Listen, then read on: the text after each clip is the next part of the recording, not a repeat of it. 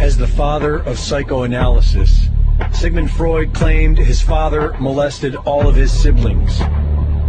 Freud was a cocaine addict, as well as a pedophile advocate, who taught that children sexually lusted after their parents, and that children who reported sexual abuse by adults had either imagined or fantasized the experience.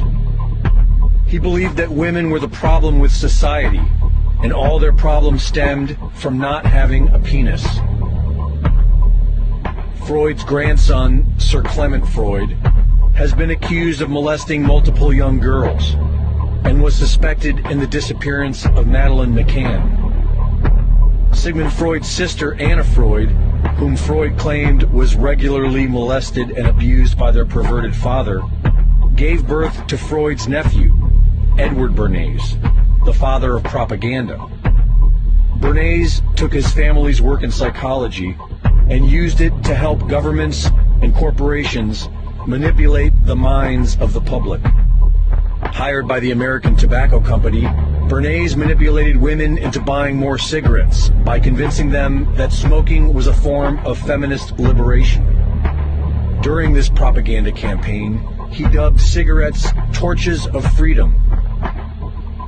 Thanks to Bernays and his family's twisted legacy, social engineering became big business.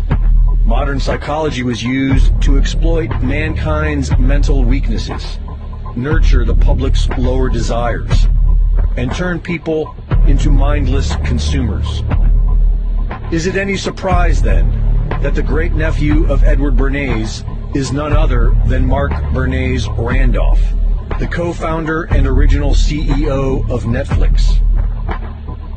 Does anyone really think this is a coincidence?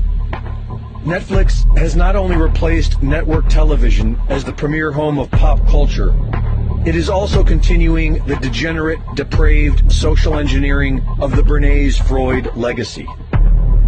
In 13 Reasons Why, Netflix was accused of romanticizing suicide during a recent increase of teenage suicides. In The Devil Next Door, they were accused of rewriting history to deceive viewers into believing that Poland was responsible for establishing Nazi death camps.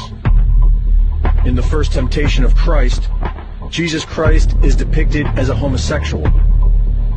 And a Texas grand jury indicted Netflix for depicting child sex in the movie Cuties.